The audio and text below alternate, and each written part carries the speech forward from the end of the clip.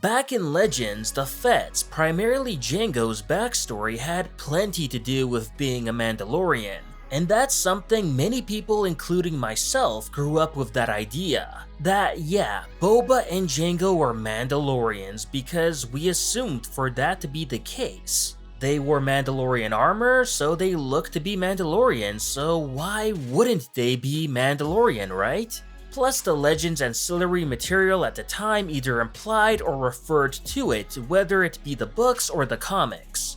But of course, ever since the introduction of the new Star Wars canon, a lot of things from Legends never quite crossed over to this. And one of them being that the Fetts, especially Boba, being Mandalorians.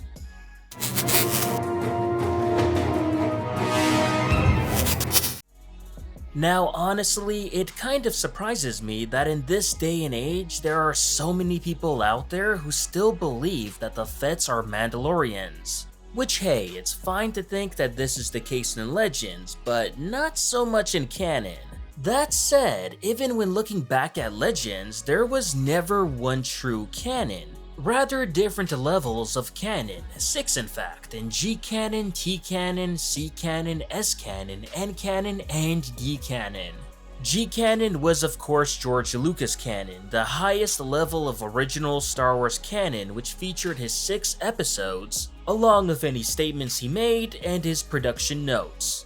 After that, the level of canon starts to drop, especially when you get the C and S canon. A lot of which that George himself never truly considered canon nor cared much about. Which, as it may have it, it was at those levels which had linked up the Fetts to being Mandalorians in the first place. So even in Legends, the idea of the Fetts being Mandalorians was pretty muddy territory and never truly canon to George himself. Sure, it was canon to the fans, who of course embraced this idea, but George? Not really, he thought just the opposite. Rather seeing the Fetts as shady bounty hunters who simply used the Mandalorian armor for its reputation than it being their lineage. Not to mention Mandalorians actually had a code of respect and honor to which the Fetts did not, and that's something that set the two apart, at least for George.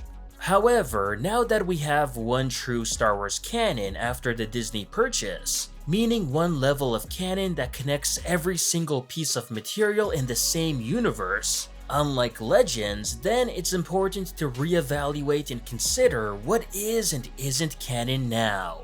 And again, going back to the topic of whether the Fetts are Mandalorians or not. As mentioned before, George, the creator of Star Wars, didn't consider them as Mandalorians. And the answer to this is simple, or at least it should be. Considering that the new Star Wars canon is based off of the old G-level canon, then it's only safe to say that they aren't in the Disney canon either. Not to mention Dave Filoni, George's right-hand man who's also now practically in charge of the Disney canon in TV, also agrees with this too, which he himself has made his stance on the Fetts not being Mandalorian quite clear as well. So the idea that Jango Fett is not a Mandalorian, that's something that comes directly from George. I think that when we first saw Jango in Attack of the Clones, that a lot of us, myself included, we assumed, oh, he must be a Mandalorian. There he is in Mandalorian armor. So there was kind of this early assumption that Jango must be a Mandalorian, and that was interesting to see. But that was never stated in the film. It's never stated that he's Mandalorian. He's always just referred to as a bounty hunter. I recently encountered a man who wore Mandalorian armor. Jango Fett. Jango Fett was a common bounty hunter. How he acquired that armor is beyond me. Boba has tricked his armor out. He's added a few things that our Death Watch guys don't have, because he's a bounty hunter.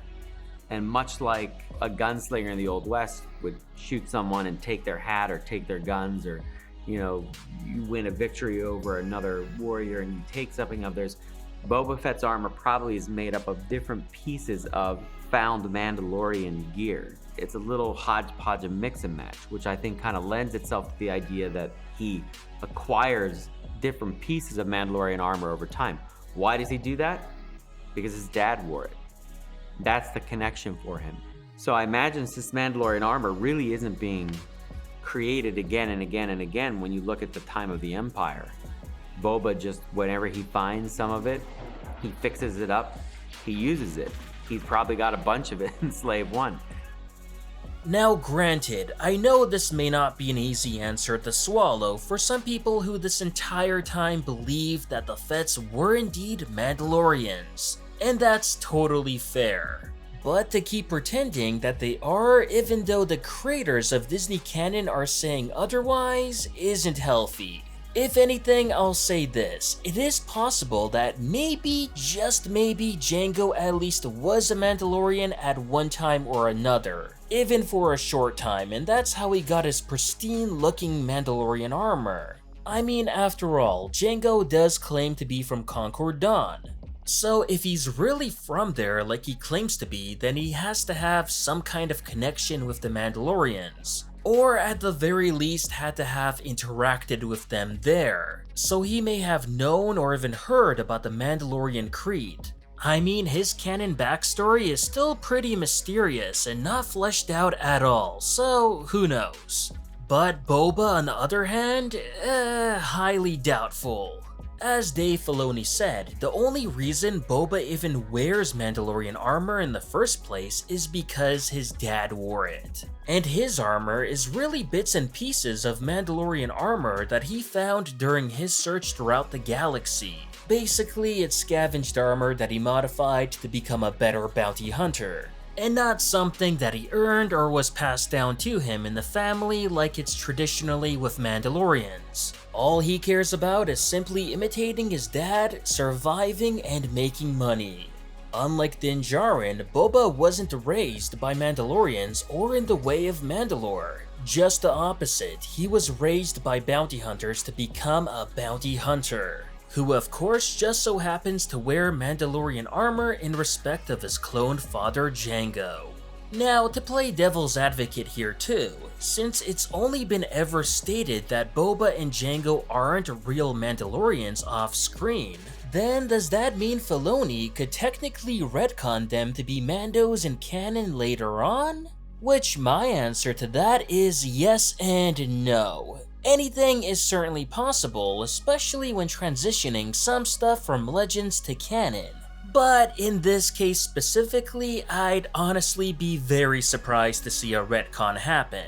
George Lucas was very adamant that Jango wasn't a Mandalorian, and I really can't see Dave Filoni going against that when George was his mentor. Then again, Boba can always end up adopting the creed, especially if you'll want his armor back. So not really a retcon, but more so changing him from being a non-Mando to a Mando later in the story. Anyways, let me know what you all think about the whole Jango and Boba aren't Mandalorians thing in canon, and whether you agree with it or not. Not to mention, what do you think the chances are that Filoni may retcon this in The Mandalorian Season 2? This is N7 from Silo, signing off.